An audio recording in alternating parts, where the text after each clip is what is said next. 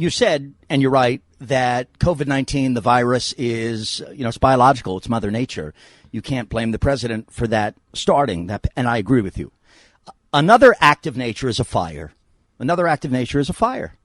And in the world of the governed judging the elected, responses to an inferno by the government that maybe diminished it, or maybe didn't focus on the fire, or maybe actually stopped attending the daily meetings or the daily briefings to the American people on the fire that's raging around them, that's also an act of nature. So it's an issue of response, with all due respect to those who might disagree. The issue is the President Trump, our president, will be judged not because COVID-19 happened, but for his reaction. President Donald Trump has been in office for 2 weeks, exactly 14 days. Presidents say a lot of things, and President Trump has had much to say. They signed a lot of executive orders, and he's done that. They speak a lot about policy. He's offered many of those speeches. He has already made important changes to U.S. policy, some major, some minor, and some of it may have gotten past a lot of folks who try to pay attention to the news. So here we go, a quick review of all the stuff that President Donald Trump has done in his first 2 weeks as the President of the United States of America. On immigration, slashing refugee admissions, blocking people from 7 countries from entering the U.S. Trump suspended the U.S. refugee admissions program for 120 days until the end of May, and the Syrian refugee admissions program indefinitely. Trump blocked immigrants and visa holders from 7 majority Muslim countries, Iraq, Iran, Syria, Libya, Yemen, Somalia, and Sudan, from entering the U.S. for 90 days until late April. As a result, hundreds of people in transit were detained at airports and refused admission to the U.S. at least temporarily, with some being deported. After some turmoil, the government clarified that this ban would not apply to green card holders from those countries unless there was specific derogatory intelligence on them. On the issue of immigration, the U.S. is going to be deporting a lot more people under President Trump. Trump changed existing policy to require that every unauthorized immigrant caught crossing the border be detained. Before this change, many who were apprehended while crossing were then released into the U.S. to wait for scheduled asylum interview or court date. Now they will have to be either detained or quickly deported. Additionally, President Trump expanded the Obama administration's existing policy of prioritizing the deportation of unauthorized immigrants convicted of serious crimes. On the issue of abortion, Trump reinstated the global gag rule, a policy from previous Republican administrations that blocks federal funding from international family planning organizations that either provide abortion or discuss abortion services with their clients, as Emily Crockett put it. However, he also greatly expanded its scope. It now applies to not just to family planning, but to all global health organizations that get U.S. funding. President Trump put the nail in the TPP's coffin. As he promised, Donald Trump withdrew the U.S. from negotiations over the proposed Trans-Pacific Partnership trade deal. This is no surprise to anyone who paid attention during the campaign, but it marks a major reversal from the Obama administration's strong support of the proposed agreement. President Trump announced a hiring freeze throughout the federal government except for the military and national security or public safety positions. Jimmy Carter and Ronald Reagan announced similar hiring freezes as they began their presidencies. On housing policy, in the final week of the Obama administration, the Department of Housing and Urban Development announced it planned to cut interest rates for federal housing administration-backed home loans by 0.25% in a few weeks. But when Trump first took office, his administration immediately suspended this planned rate cut, therefore blocking a move that would have made home loans for many first-time borrowers slightly less expensive. On healthcare, President Trump issued an executive order telling agencies to waive or grant exemptions from Obamacare fees and regulations, quote, to the maximum extent permitted by law, close quote. However, it is not yet clear how this order will be interpreted by the agencies and what impact it will actually have, so the future of health policy remains deeply uncertain. So there you have it. That's everything President Trump did in his first 14 days as President of the United States of America. I noticed on social media, you had not necessarily a personal interaction with Kobe Bryant, but you knew a really interesting story with a friend, almost family member. Almost a family member. Yeah. I'm not a very huge sports fan, I have to say. I love the Lakers, and when they'd go into, you know that, you make fun of me. When they'd go, I give you the eye roll right now. When they go into postseason, I'd always watch really closely, right? Mm-hmm. Tony was my friend. His sister was my girlfriend, Christina, and Tony was a very kind, gentle, extremely polite guy. He loved the LA Lakers. Tony also had cancer, and my memory of this tall young teen living with terrible sickness and physical limitations, it made me angry. I remember that. I can't say I ever saw Tony angry, though. Maybe when his Lakers blew a game, but nothing beyond that. One day I surprised him with a call, said, Tony, join your sister and me at a Laker game upcoming live at Staples. I think Tony might have been in a wheelchair that night, but as it never defined him, I'm so grateful to not remember if he was. Out came your Los Angeles Lakers, and led by Kobe Bryant, they played a great game and showed a packed Staples Center, human bodies doing extraordinary things nonstop for an hour. I remember Tony's eyes watching that game. They didn't come off the court. The smile never left his face, and the pure brightness of his eyes never faded. I wondered what Tony was thinking, a young boy with cancer, victimized by a body that simply couldn't play that game, but leading with a mind celebrating that Kobe can, and Kobe does. I'd understand it if seeing Kobe's MVP moves brought Tony a pinch of sadness or regret. It seemed not an option. Tony loved what he saw on the court in front of him. He was inspired by it. Tony went to heaven too soon after that night.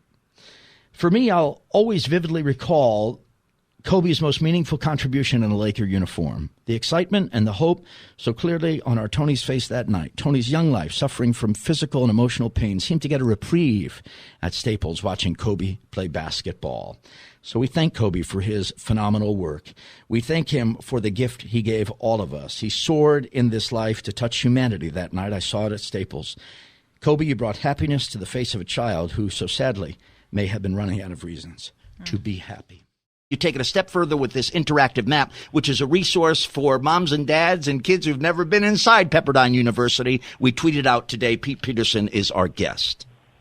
Well, thanks so much, Brian. And yeah, I mean, I wish we didn't have, if you will, an initial run at this, but the Woolsey fire a year and a half ago gave us really our first exposure to immediate transitions to online learning. I have to ask you, my friend, because you're not just someone who can describe well and talk about this interactive map. You are, hold on a second, the Dean of the School of Public Policy. And what we're seeing here in response to COVID-19 and the precautions, we're seeing people like President Trump. We're seeing people like Mike Pence. We're seeing people like Governor Andrew Cuomo, the President, Vice President, Governor, Mayor Bill de Blasio. All of these folks, if they planned, as many of your students are planning for a career in politics, maybe as an elected official, they study public policy. So I ask you, and it's not a political question, regardless of political affiliation, when you look at an elected official in this time, this emergency, this national crisis, this pandemic globally, public policy training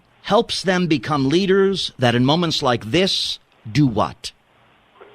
Well, it's really on a whole set of levels, Brian. It's a great question. One of the most encouraging things of these last couple of weeks has been hearing from our alums who are working around the country and around the world in response to this. We have alums working at CDC. We have alums working at FEMA, at DHS. I heard an alum that's working at the city of Compton in disaster response. We have the Director of Emergency Services for the County of Los Angeles, Kevin McGowan, is an alum of our program. So there really is, this is, as much as this COVID crisis is a crisis of healthcare and has medical, certainly, components to it, it's a public policy, public leadership crisis, as you say. And I think the cities, counties, states, and the nations that are going to be the most resilient are the ones that have the best leaders and the best coordination between the public sector and the private sector. As crazy as Donald Trump is, and you know I believe that, he's as nutty as a fruitcake in my opinion. I don't think so. Okay. After all that buildup, Joe Biden gets to the union shop. He gets to the floor of whatever they're making there. I don't even know what they make. Cars, of course. It's Michigan. Detroit. Right. Mm-hmm. The first thing, I can't say, the first thing Joe Biden says to the voter is, and I'll quote it, but I'll leave out the expletive. He says to him, "You're full of." It's the first interaction that voter, a union voter in Michigan. Not, hi, I'm Joe. Nothing. Hey, how are you? I beat up corn pop. It's not even that. It's not crazy like that's crazy where you go, oh, it's Joe. He's like so crazy. It's you are full of what? What? What? The guy turned into Dennis Prager. He was burning. What did you say? What is it? All right, let's get some music that's only fitting for this. Joe Biden, you know, before they took him in the Biden 2020 van, I was doing some push-ups and I had some of the kids weaving my leg hair. Hey, what's up, corn pop? Joe gets to the factory floor where he really likes to roll, and he's encountered by one of the workers there. Take a listen to a Morning Answer introspection. How you intend on getting the union vote when there is a large portion of the union workers that are gun enthusiasts, and you are actively trying to diminish our Second Amendment right and take away our guns. You're full of All right, thank you. No, shush. Shush. I support the Second Amendment. The Second Amendment, just like right now, if you yell fire, that's not free speech. And from the very beginning, I have a shotgun, I have a 20 gauge, a 12 gauge, my son's hunt. Guess what? You're not allowed to own any weapon. I'm not taking your gun away at all. What? You need 100 rounds. So when you were with Beto, when you said you're going to take our guns, that I means did what? not say that. That's You did. not true. I did not say that. It's a viral video. It's a viral video like the other ones they're putting out that are simply a lie. Coronavirus. You said that you're taking the guns. Well, he just clarified it. Wait. Take your AR-14s and what? Okay, this is not okay. Hold on. All right. Hey, let's Don't tell me anything, pal. I'm gonna go outside. There's a lot of That's how Joe I think Biden. he meant AR-15. At 77, that's the sunset of his career. I don't mean that you're dying at 77, but it's the last act of his political career, and that's the way he now campaigns. Now, it's I'm 2020. gonna knock your block off. Hey, Corn Pop, why don't you pipe down and ask for the lady who's telling me shushy? I've heard about his temper in Shushy. the past. Shush. He's going to do rallies to present some of his evidence to the American people, and they will include the president reading the obituaries of some of the people who voted for Joe Biden. Here will be. All right, so it's so great. Lock her up, right? It's fantastic. It's so great to be here rallying after defeat. It's fantastic. You're great people. I want to say that I have here the obituaries from the San Diego Union Tribune. It's so bad, okay? Maureen Lechner, 84, leaves behind 3 grandchildren, 2 children, and she was a seamstress. It's so bad, and they did what they had. Cent is 50 the Cent. latest to endorse Donald Trump in the Donald Daily Download. Apparently, he took a look at the tax plan that is being thrown around by the Biden campaign, and he said that he'd be voting for President Trump because of it. The rapper 50 Cent. Yeah, this was his direct quote. I don't know if this is I want to hear it. a usual endorsement. Well, no, I mean, it's a celebrity. And it's a family show, so keep in mind I'll be bleeping myself. Expletives deleted for broadcast. What the blank? Vote for Trump. I agree. I'm out. Blank New York, the Knicks never win anyway. I don't care. Trump doesn't like black people. Are you out of your mind? Okay, thank you. 50 Cent, one of the great men of the music industry. And then Trump was asked for a response. He said, Well, it was remarkable because people think Trump's bad. I said, 50, consider my platform for just a little bit. My tax cuts, my military increases. Think about it a little bit. How I'm putting America first more, just a little bit. Saying no to the world health, just a little bit. Well, And then he took me to the candy shop, and Melania was there. We had a great time. and you partied like it was your birthday, right? Yes. You sip the party because it's your birthday. Yep, it's your birthday. Go, Melania. It's like the song when you. talking about Father's Day. This will be my dad's 13th Father's Day in heaven. So time does ease. I must say it does ease a bit of the sadness. It does take the edge off the sadness. Yep. But the core of that sadness and that loss in terms of not being able to hear his voice or give him a hug or give him a kiss, which we did in the Whitman family. I'd kiss my dad. I kiss my parents too. Yeah. Your dad calls you kid, right? He does. Okay. My dad would call me and Sport. Right? Yeah. You know me better than I know myself. He called us, my brother and me, my parents, blessed with 2 boys. My dad would call me Sport. And to hear my dad say, "Hey, Sport," after coming through the door after a long day's work was like a blanket, a warm blanket. I remember, as I think about my dad, I've never told this story on the air, so forgive me if I get schmaltzy, which I don't intend to do.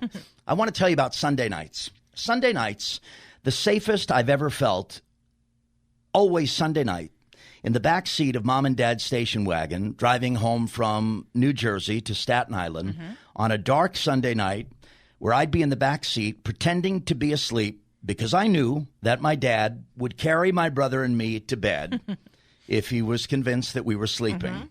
The crackle of an AM car radio would buzz comfortably and was interrupted only briefly by quiet conversations whispered between my mom and dad. The sounds and the lights of Route 9, for those who know the East, were hypnotic as my dad drove us home after a long day with family in New Jersey. We would, Jennifer, legitimately drift off in the back seat sometimes, my brother and me. My head would lean against a rather cold car window, but Dad had the heat going, so inside we were warm. Every shift of your body as you approached sleep was punctuated by the sound of creasing dark brown vinyl interior on that wood-paneled station wagon, right? You knew that once we reached the bridge to Staten Island from New Jersey that you had to commit to the appearance of being asleep to be sure that Dad would carry you out of the car into the house and tuck you into bed. The bridge was a 2-minute warning of sorts, followed by slower speeds, the tick-tock of the station wagon's turn signal, and finally that slow approach to the front of the house. Maybe I wasn't really asleep, but I've never been more peaceful. Dad would open the car door, and I was alert enough to not be leaning against it when he opened it. He'd reach in, he'd scoop me up, and he'd whisper words I'll never forget. "Let's go, sport. We're home." Oh. For my dad and yours, a song from Rick Springfield written in tribute to his father, who is also in heaven. Happy Father's Day. The song is called My Father's Chair. Hydroxychloroquine for the Trump derangement syndrome, or was it, how did you... It was not TDS. It was not Trump derangement syndrome. That wasn't your diagnosis. Okay. It was BOS,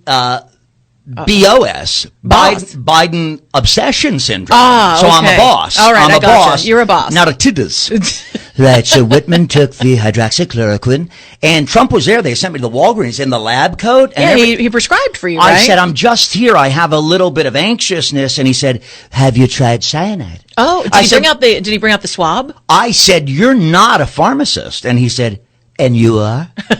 And I thought, I don't think we're going to get anywhere. By the way, with this. a great point by the president. If he's not maybe, but are you? Well, I'm rooting for it. I would like that was out. Oh my gosh. I'm rooting for it. Exactly right. I feel good about it. Right. But why? I feel good about hitting the lottery tomorrow. But why? I have no reason. But I don't know odds or not. Why he was, by the way. But that's crazy talk. He was vindicated, and our studio audience loves that. Is our studio audience sitting in an airplane? Our studio audience is a little close to the studio today. We're not social distancing. Okay, this is better. Think golf.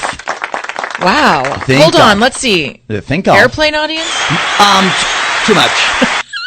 It's like the degrees of Trump. That's nice audience. Nice and soft, and thank you very much. I see you're all social distancing, and now he's gotten away from that. I see you're all doing human pyramids, and it's great that you're on top of each other. It's wonderful. So great. We're going back to normal, and it's great. But he was right. That's the point. Come on now. That study that came out from Lynch, they actually had to acknowledge that the president was actually right and that these surveys were wrong about hydroxychloroquine and killing you. And the media, did they talk about it? It killed the one guy who took, a canister of them. He was eating fish tank cleaner. Well, and I think some hydroxychloroquine as well. Look, there was some issues there. I'm not gonna. And by the way, his wife may have killed him. You remember that part of the story, right? Look, I'm no one to judge. I don't know how many hydroxychloroquine he had or Flintstones. By the way, I made you this cup of steaming hot hydroxychloroquine. I'll pass. Thank you. There's plexiglass in between. Does it look delicious? You know what? Just sip a little bit of it and get very comfortable. Right? You feel okay, right? Put your feet up. Scooch up in your chair now. Why don't you lay down in this roll of carpeting? So if I tell you, speaking of Trump and hydroxychloroquine, if I tell you that on Saturday, it's going to be exactly the high of 92 degrees and it's going to be sunny until 3 o'clock, and for a half hour there'll be rainfall, a sun shower, and then the sun will come back. But I have no meteorological credentials, which you might ask, why do you do the AccuWhitman? I was going to say, you do that every day. It's a bit. But I have no scientific knowledge or credentials to say it, but I get lucky and I'm right. Am I then a genius? Or you read the news and you just pass it on. I don't think Trump was trying to be a genius. He just read encouraging studies about hydroxychloroquine and reported on them. I just feel good about it. He felt like it was good. He took it. And you know what? So what do you say, sir, to the people who are looking for... I say you're a terrible reporter. Just feel good about hydroxychloroquine. Well, there are some people feeling really good about cocaine. But I just feel very good about hydroxy. When he started calling it hydroxy, then I had to get out. Well, it was a street name. When you start to get... Michael Jackson is evidence of this. When your medications or drugs of choice, when you have... I love my milk. When you have a nickname for your item, your substance, that's a problem. Yeah, I think that's probably true. But the hydroxy is sort of like great. And now we have over 120 million dead from COVID. Ooh. Oh boy, swing and miss. Wait, let me hear that one more time. Unnecessarily, now we have over 120 million dead from COVID. Strike! Joe, lead with the good news, man. But here's the Make deal. it up. We don't have 120 million. I understand that. Look, it's like the convention. Don't get bogged down in the numbers. Yeah. Well, President Trump was with Hannity yesterday. Saw and that, yeah. Heard about this gaffe. Oh, no. And commented on it, saying that the news media would have never let him go for making a mistake like that one. I want to be a nice guy. I think I am a nice guy. I'm proud of being. I love people. Yeah. But my most important job is to run this country great. I built it once so great. Turn it off. Now we're doing it again. And it's happening. And you're ready to roll. It's going to be better than ever. But here's the thing. I've got to do that, folks. You know, this is serious business. We can't have somebody. That's a mistake. That's not a mistake. That's a serious error. When he says he's running for the U.S. Senate, that's a serious error. When he says, I'm going to beat Joe Biden, which got very little coverage, that's not like an error. Gee, it's a slip-up. Right. It's a serious error. Right. So when you just told me that, I hadn't heard that just happened, I guess. Yes, it did. That's a serious error. That's not a permissible type of error, because there's something going on. And we can't take that. You know, it's wonderful to say, gee, I feel sorry, or it's too bad, because I do. Except we're talking about the presidency of the United States, and it's just not acceptable. I mean, Sean, you gotta understand, it's like a serious error. This is not grounder to the shortstop, in between his legs, off to left field kind of error. This is like a really big, like, you don't know the warning track is there error. It's sort of like the era of huge errors in that era. Error. Give me a Kennedy. Error. I mean, it's sort of like a big Ted Kennedy driving error. Error. I mean, this is not grounded to third, and he bobbles it over to first. Well, the throw is high and the runner is safe. This is not that. This is like very big deal error. And to correct the former vice president, not 120 million people have died in the country. If you're in the business of scams today, anyone hearing us, when you put together the ID code, the fake name for the person, H for Hunter is not exactly brilliant. It's kind of an easy one to figure out. He's H. not exactly Who could that brilliant. be? And the big guy. Oh, that must be his Here's the father. guy who had a to-do list that said, buy crack, call China, pick up laptop, and he forgot to do that third one. Well, it might have a lot to do with the first one. Right. If he did the first It's a one, great I'm disruptor. surprised he did the second one, because usually no experience on that particular thing. That first, if the first one is buy crack, Maybe that should be the third one on the list, No. right? usually it's also the second one. But Right. his second one was different, right? Buy groceries. They usually, and also the grocery money is used in the process of executing to do number one. If only you had picked it up. I mean, that's really, it shows you kids, let Auntie Jen tell you a lesson here. Well, and if you've got procrastination, if a you're real dealing problem. with a bless you if you're dealing with a crack addiction, but usually the things to do list for any drug addict is one, And get repeat. drugs, And repeat. and two, rinse and repeat and do it again. Get groceries, groom. Hey, job interview schedule. Ooh, they all fall off the list. We'll get to it. 10 or 15 minutes after you successfully achieve the goal of number one. It's invaluable to the committee and the country. And tell General Rives that I said hello. He was my boss when I was in the Air Force. Thank you very much. You're dismissed. Thank you. Thank you. Our second panel.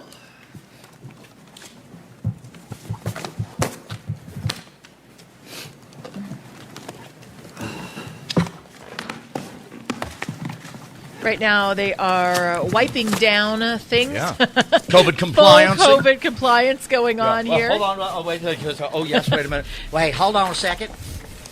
Lindsey Graham won't get the microphone. I'm going to spray that down. This pandemic is hell. As they're getting set up there, and as you can hear, errors. Give me a little bit of that spritz. Oh, please. here, hold on. Wait, Wait, turn around. Oh, yes. Oh, there you go. I saw that. To the Judge back. Barrett. To the back. Ready? I saw Judge. Yeah, as you're spraying me, I saw There Judge Barrett had the mask on. We know she wants to keep the mask on, but she'd like a robe from the U.S. Supreme Court as well. It looks like she'll get it October 22. This committee that's currently scrubbing down all of the surfaces and countertops is setting a vote for October 22 for the committee vote. Yeah, and very interesting the way that this goes now. You've got 2 additional witnesses who will sit before the panel of senators on the Judiciary Committee. Republicans bringing in people largely to speak to the record and the character of Amy Coney Barrett. Democrats not necessarily making this a personal attack, but certainly questioning what might happen if Amy Coney Barrett is a justice and faces issues like the Affordable Care Act, like voting rights, like reproductive rights for women. It's like a courtroom proceeding that most of us are probably familiar with, where the expert doctor or the expert forensic person comes in to make an argument that benefits the person who invited them, typically. We'll jump back in and listen in on Senator Lindsey Graham.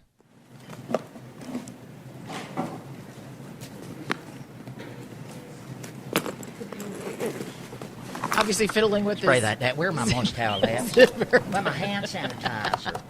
Mr. Chair, I would like to filibuster the KRLA. Oh, this is hell. My oxygen saturation. Why did we even have the hearings going this whole time? We could have just had Would you do tell it. Mike Lee to go into an iron lung rather come on down here, breathe upon us, and Dianne Feinstein? Heck, I saw her going through the airport. She had no mask. Even Judge Barrett had the mask, and she's a guest in this chamber. From the floor, Mr. Chairman, I want to breathe freely in this greatest democracy. I won't care about your breathing. I want a mask. I won't get COVIDs.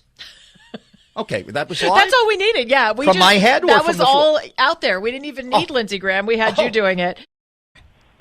It's it's funny. I obviously working in the White House is extremely intense, but this book tour, man. I mean, I have been up earlier and staying out later than I ever did working there. Are you saying it was easier work to stand in front of Jim Acosta and take his questioning? I said I'm busier. I didn't say Let's not get crazy, Whitman.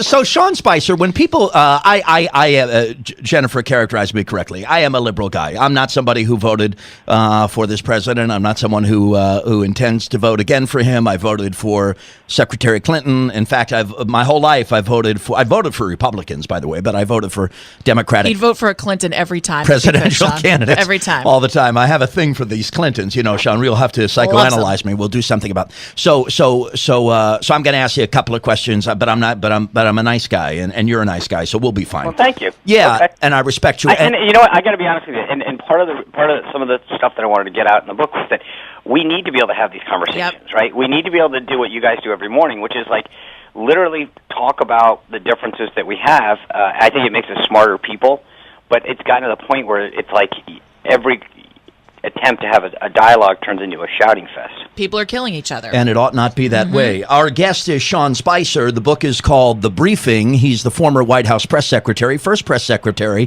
for President Trump. And what I want to do is, as an opening question, is bring you back to that first day or those first 24 hours of the Trump presidency when clearly, and you'll correct me if I'm wrong, so actually this is a question, I'll ask it like a question. Sean, were you directed by the president to go out there and talk about the size of the inauguration crowds? Were you told to say that it was the largest ever? Did the president require you to do that? And do you regret the tone you used? As you'll recall, when you see the tape, as you've probably seen a billion times, the tone is you have a raised voice, and it was accepted uncomfortably in many quarters, certainly by the media. I think setting the stage for this very aggressive relationship between the administration and the media. Do you have regrets about that first appearance? And let us know how much of that was the president's doing. So I do talk about that rather extensively in the book because you're right. And if there's one day that I would love a do-over, that's it. You're right. I mean, not, but in a variety of ways. So let's start at the top of what you asked. Sure. The president never directed me to say anything specific, and I talk about this in the book. He wanted us to push back. He thought it was petty. He thought this is ridiculous. We're talking about, this group patch of, this area versus this, and I can't believe . And the biggest mistake I made was sort of starting to make a ton of assumptions about how he wanted me to do that. And so the tone you bring up, absolutely. I went out and I realized that it might have been petty, that it might have been ridiculous, that we were trying to focus on how many people were standing in one place versus another. You know, there were so many ways that we could have communicated the support. And so in a totality of ways, meaning that from the tone to the presentation overall to the messaging, do I wish I could do that again? 100%. Because you're right, it did set it set the tone. But one of the things that I talk about in the book is sort of the mentality that we were at both that day and overall, which is that day was unbelievably hectic, and so there was just running around trying to figure out how to. Sure. Okay. But secondly, and then this is something that I think that I tried to convey in the book. Whether you agree or disagree, I think part of it is to try to get people to understand the mindset that we were in, which is this constant sense of being under attack and undermined. And so you're sitting there saying, "You got to be kidding me! We won this election that people had left us for dead for. The president's laying out this agenda, and here people are trying to figure out, well, no one really supports them because they're not there." I mean, it was sort of like, you got to be kidding me. This is the dialogue that you want to have right now. Like, there's no question that so many people were wrong about the depth and breadth of his support. And now they're trying to go, okay, well, there's really not that many people at his inauguration either, which is just a silly conversation to have. And I think for a lot of us, and clearly the president, it seemed rather petty to be focused for people to be talking about that. Right. On the flip side, I think looking back, I go, okay, then we should have just said that exactly. Like, this is an unbelievably petty that this is how it's being discussed. But it's hard in that moment. You say something about your dad in the book that you wish he would have been able to see you at the White House podium, and then in some ways you were grateful that he didn't. Why was that? Why do you feel that way? Well, because I think he was my greatest supporter and champion, and so in some ways to know that I fulfilled that sort of professional highlight was something that I know he would have been so proud of. On the flip side, I think both in some of those moments, well deserved or not, I think it would have been tough knowing that in a way you would have felt like, oh, okay, let the guy down. Oh. And so I think that's why there's mix, which is that he would have been proud, so you're excited, you're disappointed that he can't share that. But on the flip side, there were some of those moments where, and I write this passage in the book once where I had done a cable news hit with one of my counterparts on the left, and it got into the equivalent of a verbal food fight. And my dad called me afterwards. He's like, "You're better than that." And it was just one of those things where you realize, okay, you're right, I let you down. That wasn't And so there were a few days where I was like, I'm glad he doesn't have to see this. Wow. Now I cannot wait for 3:30. Sean Spicer, who is our guest on The Morning Answer, will be there signing his book called The Briefing. That's a brand new book. It's a fantastic book. And if the book is nearly as intriguing as our couple of minutes in conversation with Sean, this is one that I'm going to read from cover to cover in one sitting. Hey, my friend, Mother Nature has arranged for a heat wave for you when you get here to Simi Valley. So bring some dolphin shorts. Shorts and some flip-flops, okay. I think. And we do have to warn you, Sean, you are in Dodger country, so you might want to leave the Red Sox shirts at home. I'm sorry. Well, I'm going to tell you, listen, you guys might want a little of our record to come out west. No. The Red Sox fever couldn't hurt. There you go. That's right. There you go. Sean Spicer, looking forward to seeing you in person on Sunday. Safe travels. Do you just call if it's a positive, which means you have COVID-19, or you only call if it's positive, or you call if it's negative, or you call if it's inconclusive, or I'm a no-show and I was never there? You call for that too? He said, we always call no matter what. I said, because, in the past, the phone rings, I see it's a doctor's office, and I get nervous. He said, don't have to worry about that. Either way, we're going to give you the result with a telephone call. So they called, and of course, my smartphone, smarter than Albert Einstein, managed to put itself on some setting. I blame the phone, of course, and I didn't hear it ring. I saw, missed call, and I said, oh, yeah, that's the... So I just clicked back and called the urgent care that I had been to on Sunday. Of course, this was about noontime, just after noon yesterday. On Tuesday, it's Wednesday, on The Morning Answer here. And young lady, medical assistant or the receptionist, answered the phone. And I said, hi, it's Brian Whitman. She said, who? I said, Brian Whitman. She said, what? His name doesn't. I said, hi, this is Brian Whitman. She said, it doesn't ring a bell. Who? I don't know.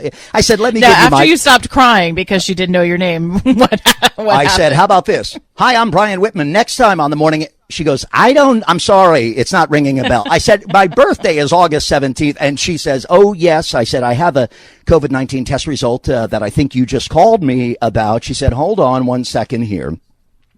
And then she said, hold on, you need to talk to the doctor. And I went, so much for the dress rehearsal of how we notify. So, but she was very kind. And she returns to the phone. She says the doctor is with another patient doing a procedure. She authorized me to give you the following information. I said, okay, well then let's have it. Your test result has come back positive for COVID-19. Whammo blammo. Yeah. And I said, Jennifer, is that you, Jennifer? And then I paused. I said, okay. And she started to talk and give me some information. And my mind kind of drifted to last year and to early this year and to March and to April and to all of the conversations that all of us have had and we have had here on the radio broadcasting this information. And then it just dawned on me in a weird way. And I said, excuse me. I said to her, so I have COVID-19. She said, yes. You also have very bad hearing because I've been telling you that. And I said, I'm asymptomatic. She said, okay, some people who are asymptomatic, she said, can have no symptoms. And then she said, and then the next day, quote, they all hitch at once. I said, well, enough of the good news. Let's talk about and she said 14-day quarantine. You have to come back 2 weeks from the day you were tested, hoping for a negative test result. And there was some more conversation and they were kind to me. But, to say out loud, I have COVID-19 and a medical professional to affirm it is a surreal moment, one that is talked about and has been talked about, and all of that talking about and all of that stuff going on, it matters less in the moment where you're saying, I have COVID-19, and so many people do, and it is those folks that, and they get sick, and it is these folks that our hearts are closest to here on a Wednesday morning, and we'll give you more details on this, of course, as the morning answer for midweek goes on, Jen, and you I have a little fun with you only to process it because I know that's how we do it. But you know that I am totally with you, and we're going to all get through this, and we're going to make sure that we keep you well and, you know, help you through it. It's a weird situation. You're right. Dealing with this is just so surreal. And I'm sorry. I thank you for sharing your story because I think there are so many people who are being touched by this right now. I think it's really important. If you said something nice, I dropped my headphones behind the zinc. I didn't hear what you, but thank you, Jennifer. With Brian Whitman and Jennifer Horn. Can I ask you, because I bet you know the answer, and we're the morning answer here on a Friday with hashtag Friday Vibes. You know that. Mm-hmm. Voulez-vous coucher avec moi ce soir? What does it mean? No. What is it? Are you going to really ask me to tell you that? Well, we've heard the song for years. That's Christina Aguilera's version. Close your ears. Close your ears, kids. No, forgive Moms me. and dads, give us 2 seconds. I'll be clean. But just, it means, will you go to bed with me? Oh. Voulez-vous coucher avec moi ce soir? I usually just say, would you like dinner? Can we have dinner? Hey, you're such a gentleman. Is he understood kind of, hey, okay. Why don't you come over here, you broad? I got some hand sanitizer. We'll have sandwiches. No, but back in the old days, hey, you want to grab some dinner at Tony Roma's was sort of the voulez-vous coucher avec moi ce soir? And they said, really? You're French? Well, Jennifer. That's why you didn't do too well with the ladies, I'm guessing, right? Actually, you know what, Jennifer? If you check the scoreboard, you'll see mixed results, but you'll see that those that I did attract, you'd be impressed. Oh, no, I know you dancers. I know. I mean, would you stop it? That is very the stories. Like Christina Aguilera, a dancer, like a dancer, like in the movie. Nothing wrong with that. Like in Burlesque, she was a dancer in that movie. I know. Believe me, I know. But All mine right, were let's like go. ballerinas. Mine was a ballerina.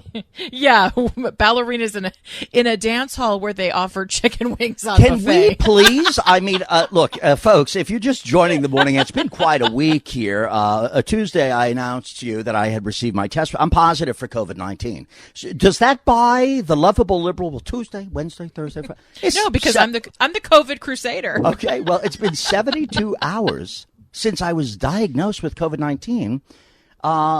Can I get a break on the revelation I can beat fiction. you in this game. It's on the been fiction. It's been a week and a half, over 10 days since I got a negative coronavirus test result, and it's also been 10 days since I've had my sense of smell and taste.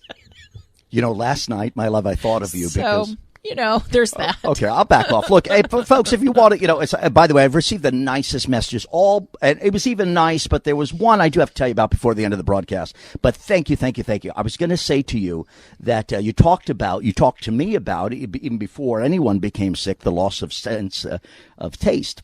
And I said that might be hard to detect. And you said, no, it's very easy to detect if your taste buds are not right.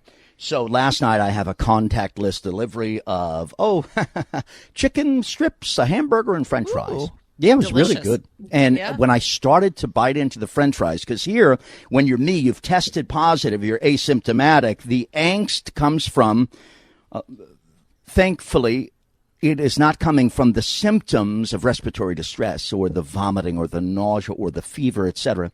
The angst is coming from sitting here wondering, okay, in an hour, do I get all those things? Do I maybe never it's the get ticking those? time bomb. Exactly.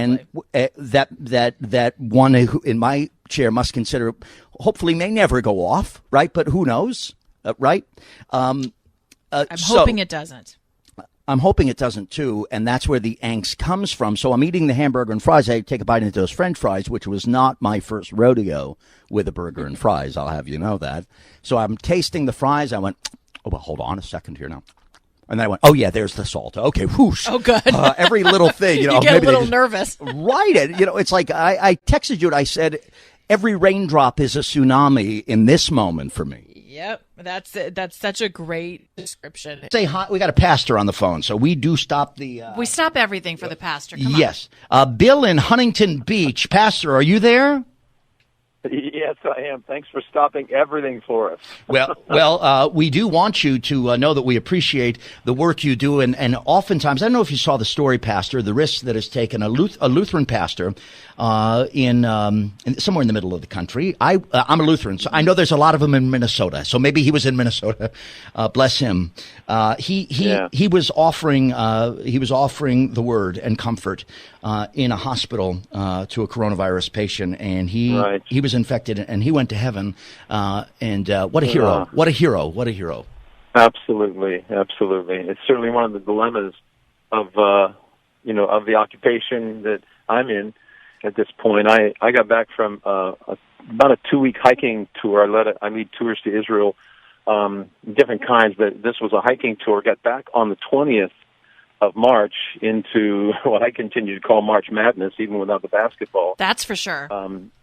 And just trying to turn it into something besides the madness or April anxiety, but just trying to give people hope. And you know what? I feel right now, because of what we've had to do in all churches, if you're going to be preaching and teaching God's word, it's live streamed, and so I feel like I'm in the same microphone that you guys are, Brian and Jen. Yep, Howard. And I am so thankful for what you guys do, and the hope and the joy and the laughter you guys bring to your radio audience. But now we're all preachers are speaking to a congregation they can't see. And you don't get the feedback while you're speaking, see if they're smiling or reaching for the rotten tomatoes to throw at you. But, I don't think they're doing that. Maybe to us, not to you. Pastor, we do different we do different things. You inspire, you preach, and you offer faith, and you offer the word of the Lord to people. And I would ask you here, since you've called and since you're on the line, and thank you. I know that Jennifer and I are absolutely. We feel unworthy of praise from you for all that you do for the soul. And by the way,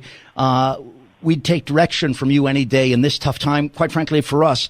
If you were going to offer briefly, I'm not asking you to give a sermon at all, but if you were to offer something from the Word, something your faith tells you that might help people at this time, what might it be, Pastor? Well, one of my absolute pillar go-to verses for my own soul at this time is in Isaiah chapter 26. It's verse 3, where it says, "He will keep in perfect peace whose mind is stayed on Him, because he trusts in Him." And not to make this, like you said, some deep sermon, but I was playing around one day. I was actually in Israel, and you would walk by people, and you would say "Shalom," peace. And the rabbis and the Hasidic Orthodox guys would look back at you and say "Shalom, shalom." And I said, "Why do you double it?" He said, "Oh, it means more shalom, more shalom."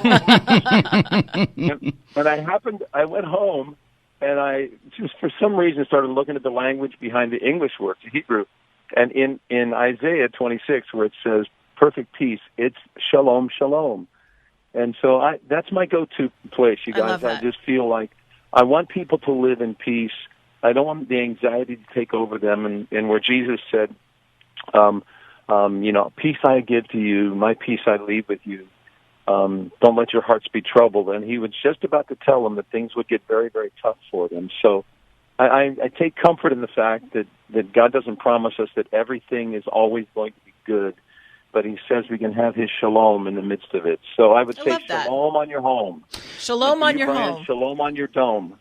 On my dome. Thank you. There's been no shalom on my dome since college. Shalom on your dome. It got very thin and then it all fell out. Pastor Bill, thank you so much. Thank you, Pastor Bill. And bless you. We appreciate it very much. God bless you guys too. Thanks for the comfort.